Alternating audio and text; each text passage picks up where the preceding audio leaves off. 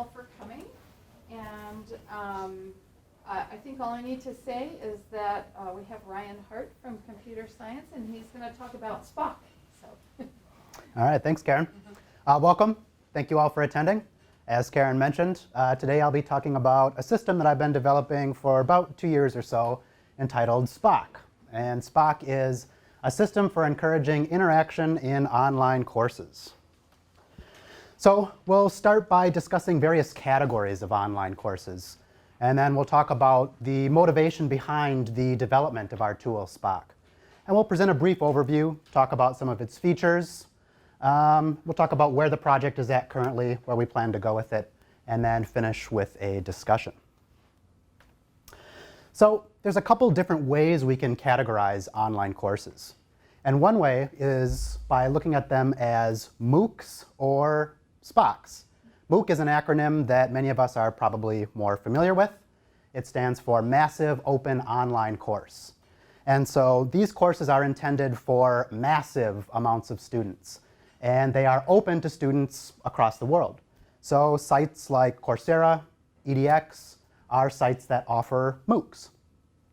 In contrast, there's another lesser-known acronym, SPOCK, for a small private online course. These are intended for small amounts of students, and they are private for students of some university, like UWEC, or organization. Another way in which we can categorize online courses is looking at synchronous versus asynchronous online courses. A synchronous online course requires students and the instructors to participate at the same time. So you have a scheduled time in which an instructor logs on, all the students log on, and they can see essentially a live lecture delivered over the web. Students can interact maybe via audio or through a chat application.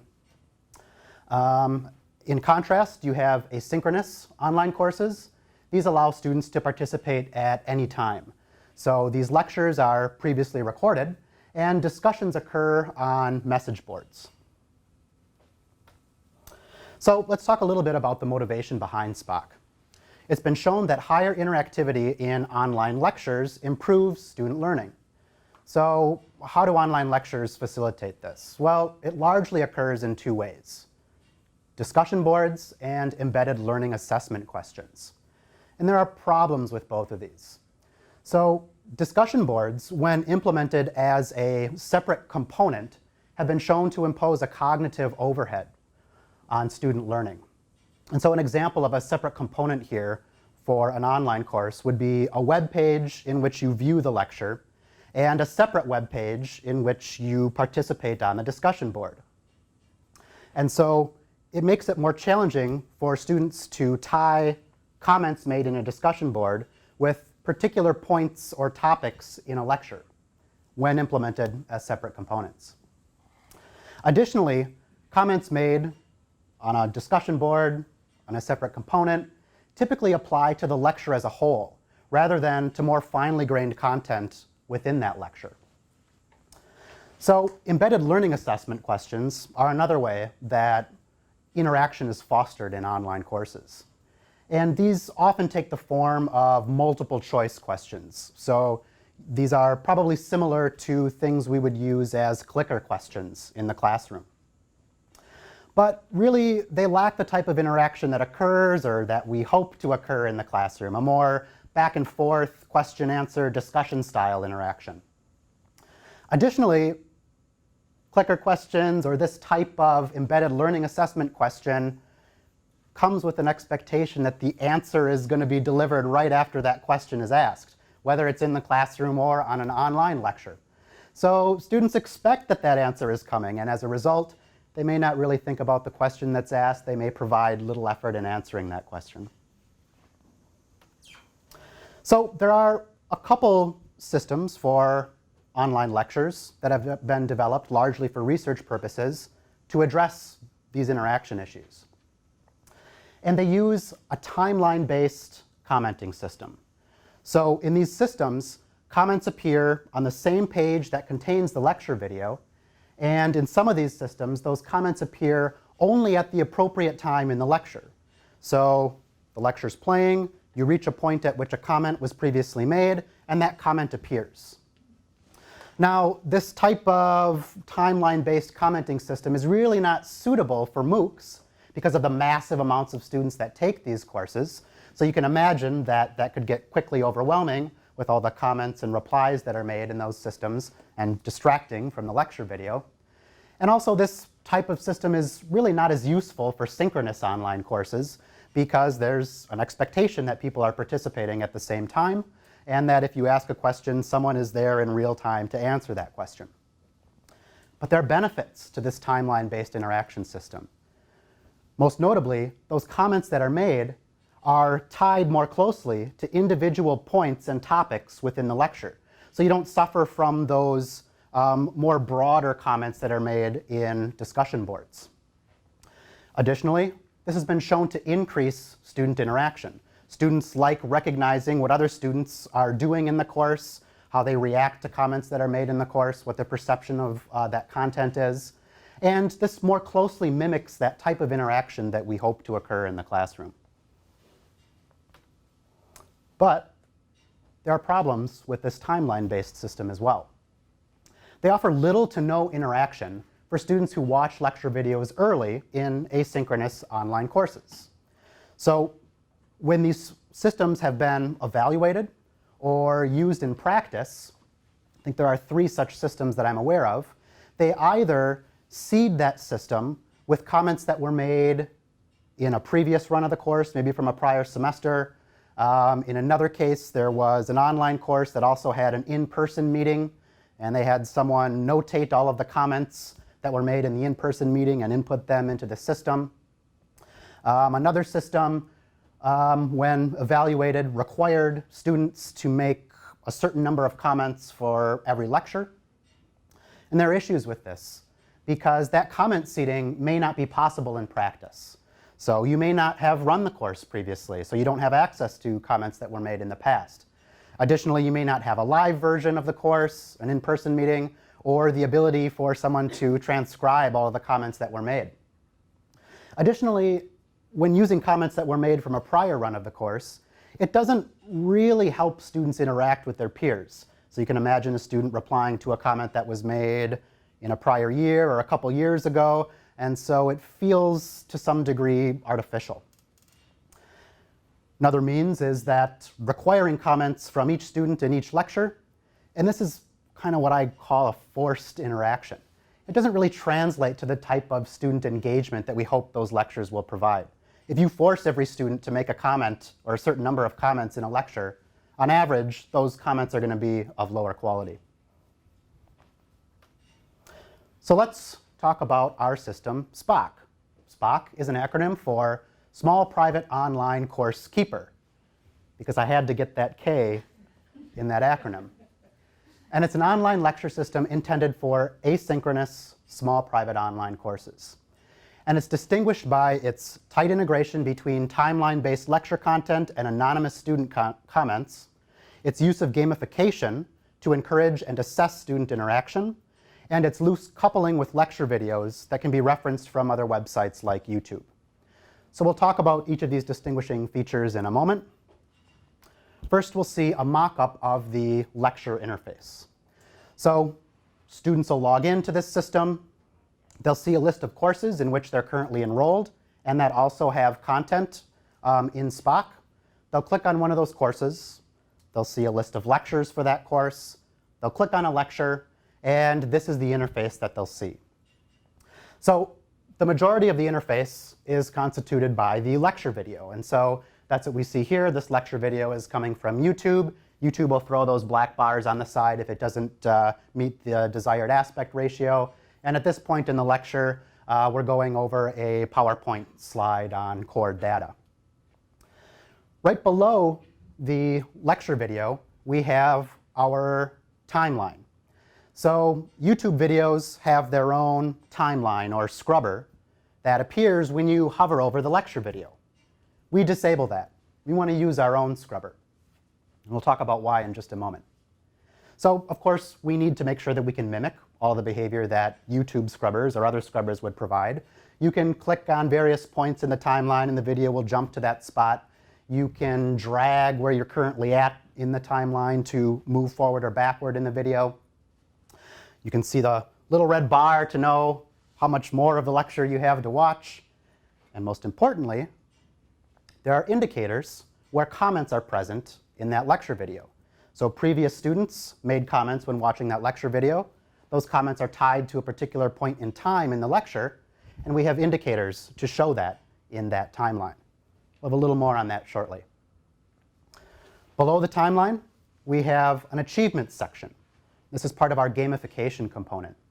So as you're watching a lecture video, you can earn points for things. In this case, this student started this lecture early. We'll talk about that in a minute. So they get points for that. They have provided feedback on some comment, so they get points and recognition for that. And on the right side, we can see some links to navigate the website. There's, of course, a comment field. When a student makes a comment, that comment's added to the database. It'll appear at the top of the comment section. We'll see a marker in the timeline. Future students will see that comment at the appropriate time as well as the associated marker. You can hover over a comment and have the ability to reply to that comment, to mark it as helpful, see how many other students have marked it as helpful, or flag it as inappropriate, see how many other students have done so. New comments will appear at the top. Old comments will disappear as new comments are presented. And we have icons that we can use to anonymously identify students who have made comments in that lecture. So more on all this in the next couple of slides. So that first distinguishing feature, the timeline-based anonymous student comments. As we've mentioned, comments are associated with the lecture timestamp at which they're submitted. So those comments and replies are only going to appear when that point in the lecture is reached. They'll appear at the top of the section. So that allows students to tie that comment to a particular point that's made in the lecture.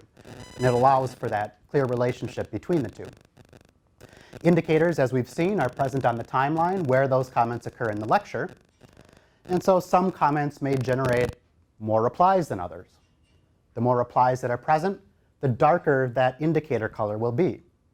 So you can imagine now looking at a timeline, seeing perhaps a clustering of comments that have been made at a particular point, some indicators darker than others.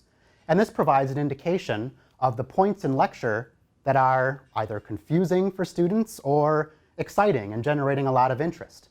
And this is really useful to instructors, especially for these online courses, because you may have no idea what points in lecture students are grasping or having trouble with. And so this information can be valuable for instructors. It can also be valuable for students. As much as we'd like to think that students are paying full attention and are totally alert for the entirety of a lecture, and especially on online lectures where they're doing nothing else but paying full attention to your lecture, odds are they're doing other things while they're watching that lecture. And at the very least, they can see, oh, there's a bunch of indicators here. There's a point in the lecture coming up that's generating a lot of discussion. I better pay more attention. Additionally, these comments and replies are made anonymously with a randomly chosen icon assigned to a given student for a given lecture. So if it's the first time you're making a comment on a lecture, we'll look for an icon that hasn't been used yet, and that icon will be assigned to that student for that lecture. If that student makes another comment or reply in that lecture, we'll use that same icon. And so this allows students to know if they're conversing with the same student for a given lecture. Next time that student lectures or comments on a future lecture, odds are that student won't have the same icon.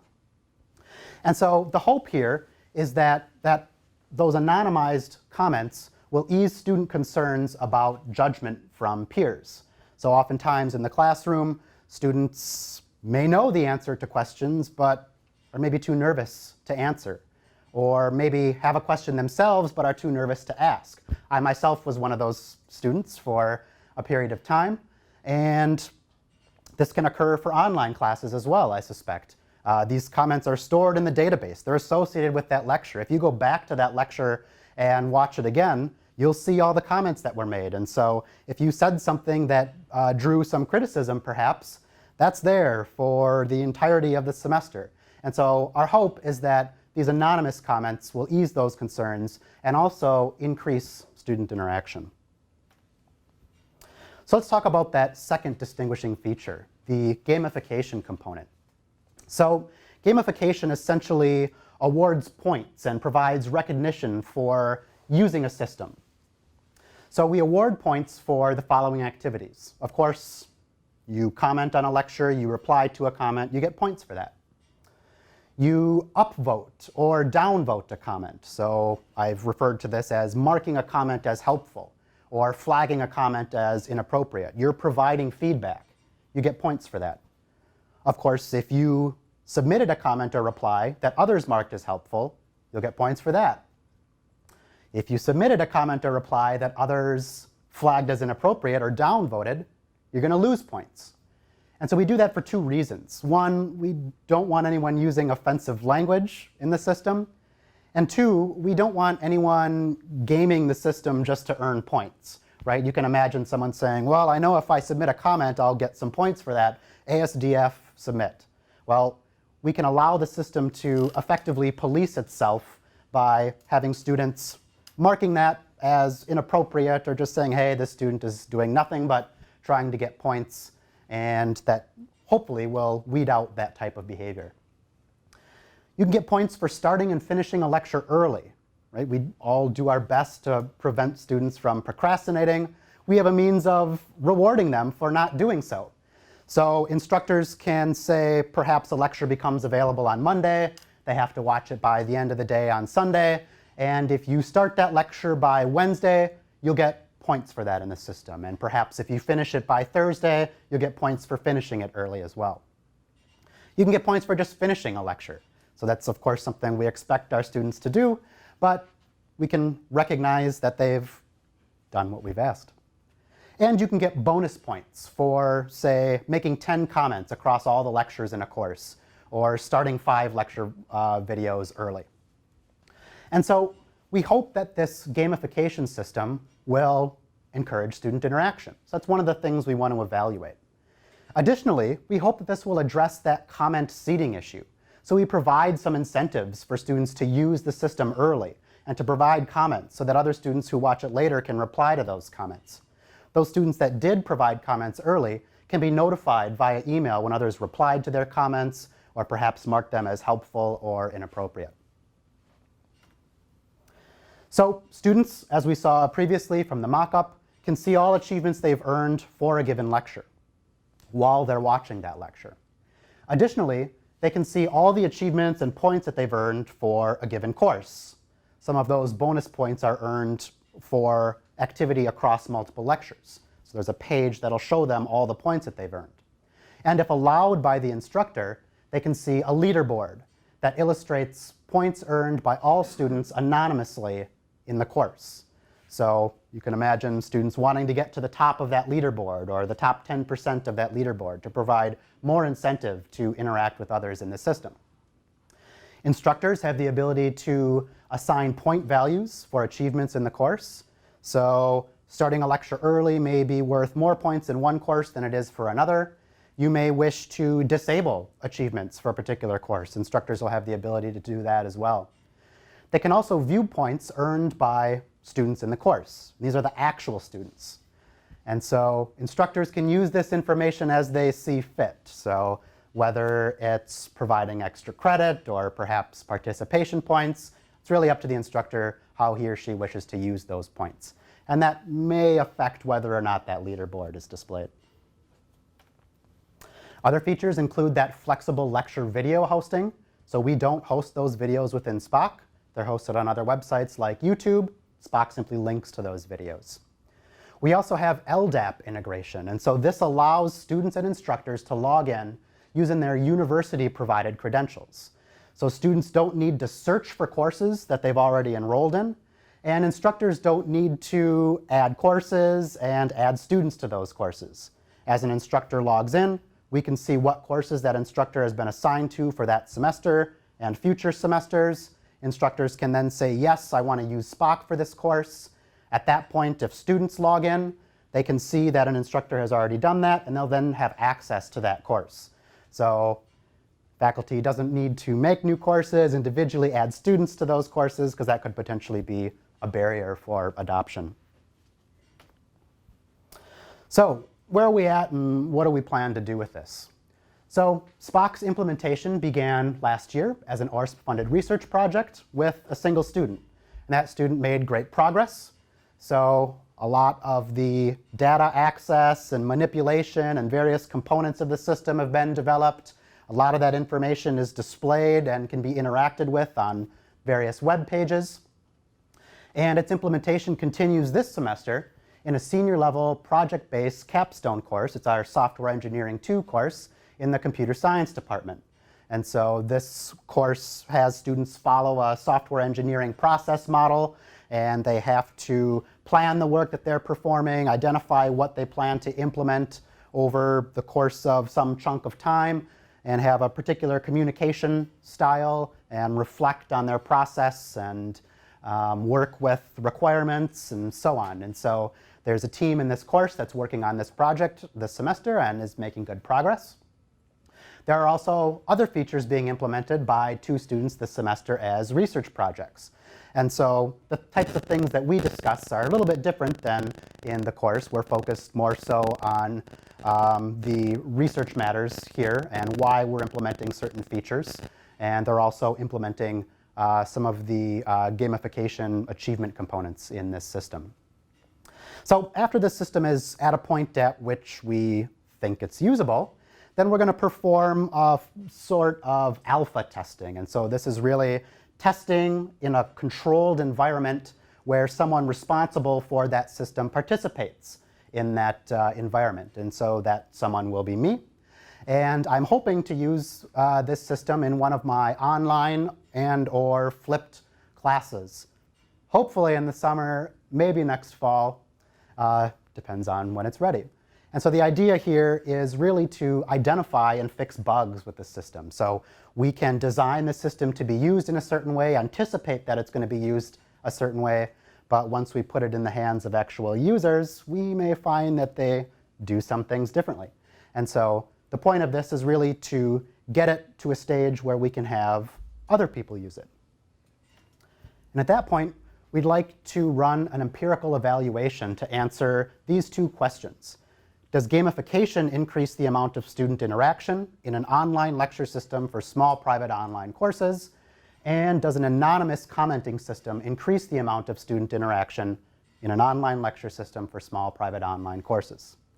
And so ideally, we'd like to conduct this experiment in online courses from a variety of departments so that we can say our results apply to other fields other than computer science.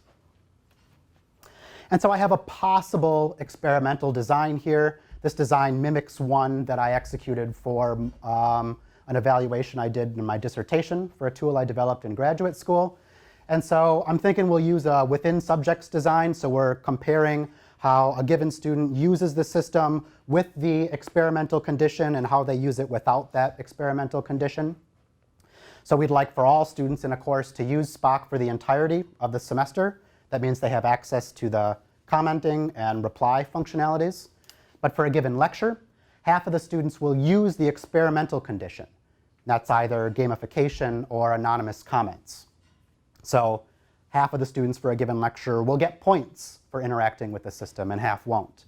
And if we're testing the anonymous component, half of those comments and replies will be made anonymously, the other half will not. And students will use that experimental feature for half of the lectures. After we've gathered and analyzed our data, then perhaps we can roll this out to other courses at UW-Eau Claire. We're building the system right now to answer these research questions, but this is a tool that I would find very useful in my online classes and flipped classes, and maybe others would as well. So it'd be nice to have this system used by other online classes here at UW-Eau Claire. And at that point, it may be suitable to implement some additional features. So again, the features that we're implementing right now are going to help us answer those research questions. But that doesn't mean that there aren't other features that could be really useful for a system like this in practice. And so perhaps in version 2, we can implement some of those additional features. So that takes us to the discussion portion. I have a couple possible topics here. So we could talk about any changes or modifications to features that I have planned for this system. We could talk about additional features that you might find useful for version 2 of this system. Maybe you have some ideas on how best to run that experiment. And if you're aware of any online courses or flipped classes that are taught here at UW-Eau Claire that could benefit from a tool like this, that might be helpful so I can recruit participants for this study. So that's it. Questions or discussion points?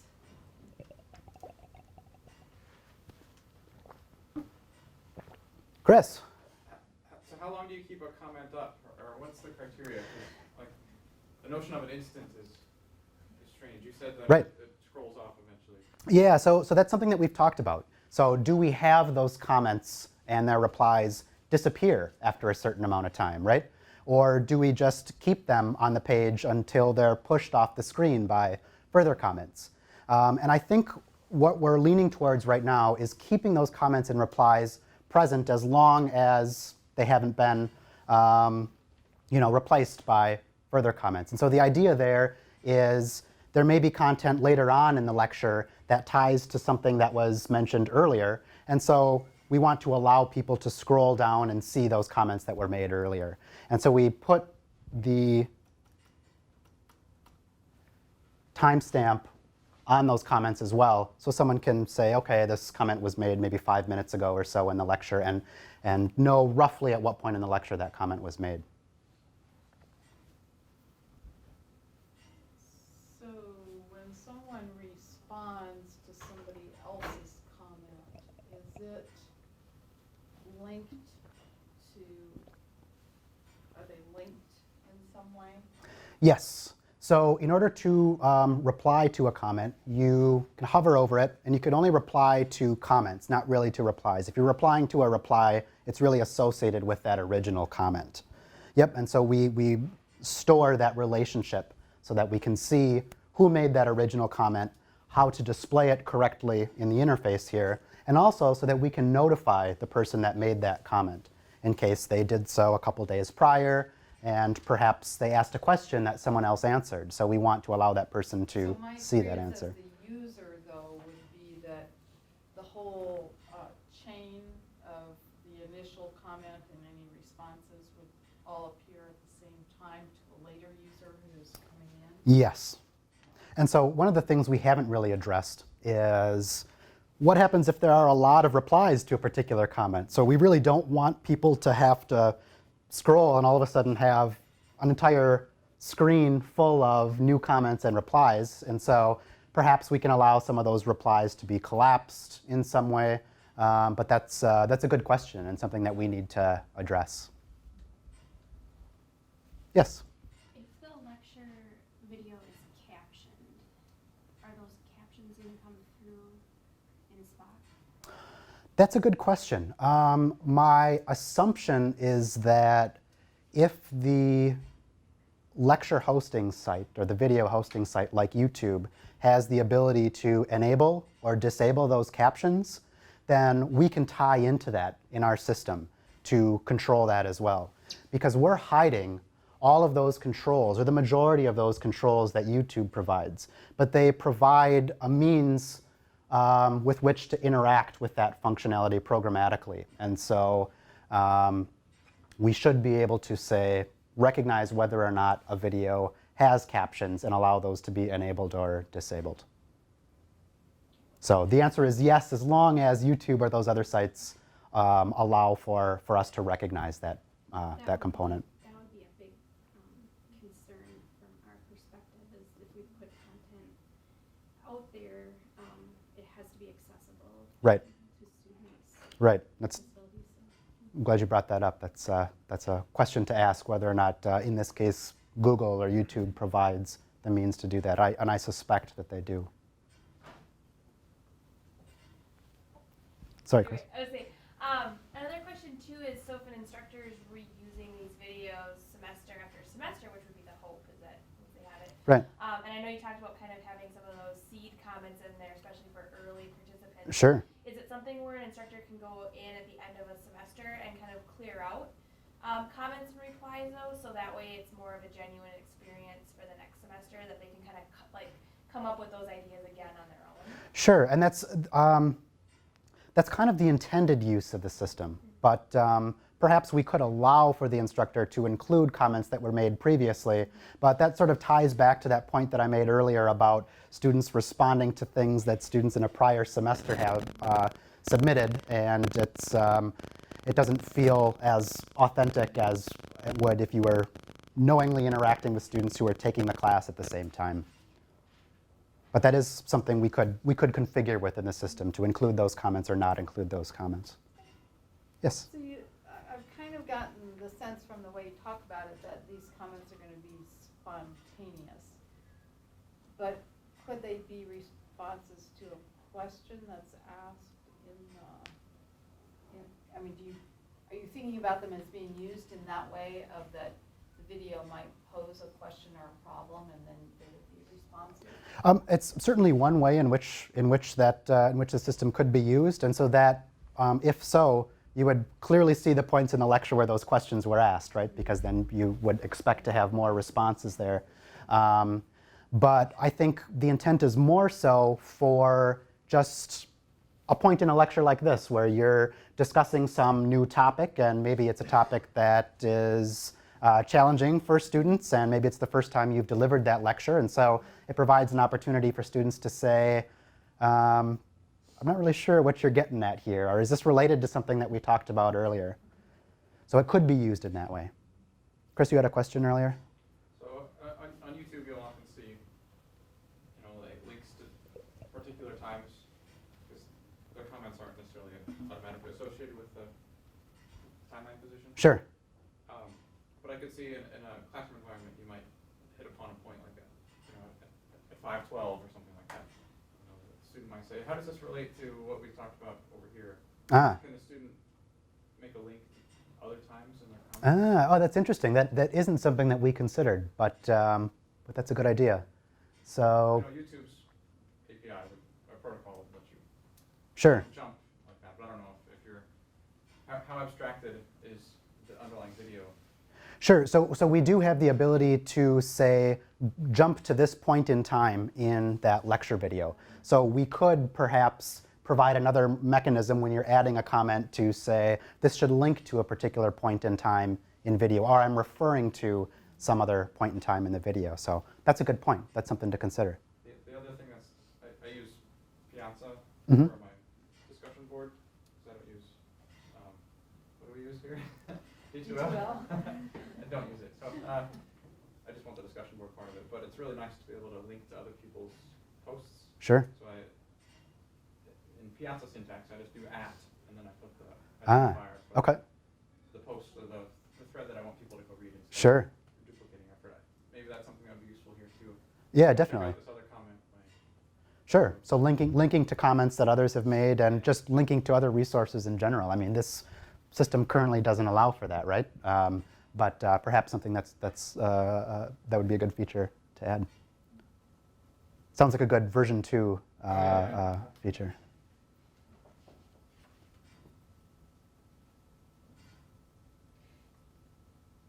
For the gamification piece, did you say that there was literature that suggests that that will increase participation?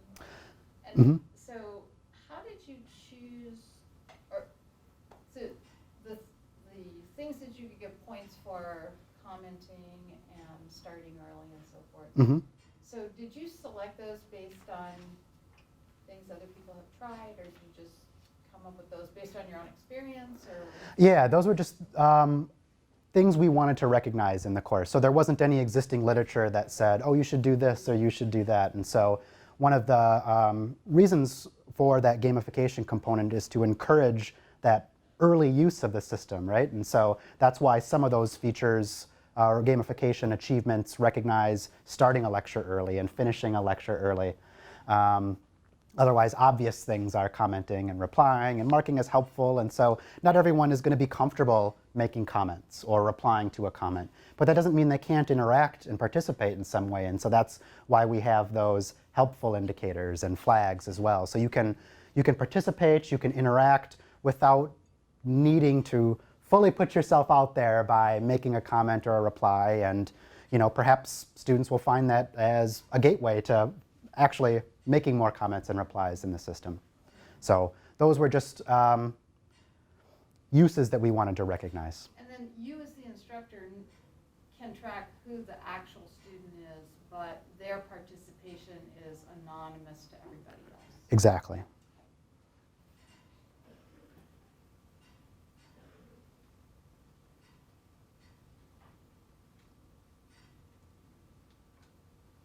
Questions or discussion? Let's thank Brian for his. Oh, one more. Let's go to the next question. Oh yeah. I have a question that like if like I watch the video like on half and after that I want to continue, will they like bookmark that time?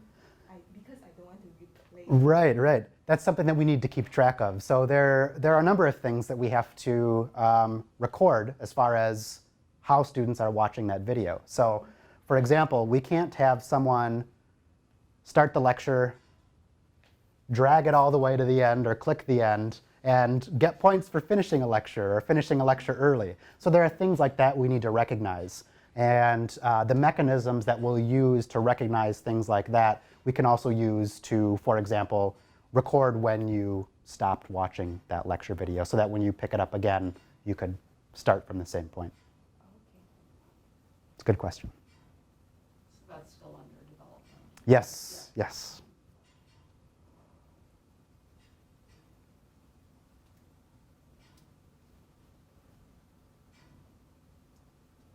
All right, should we thank Brian for his presentation? Thank you.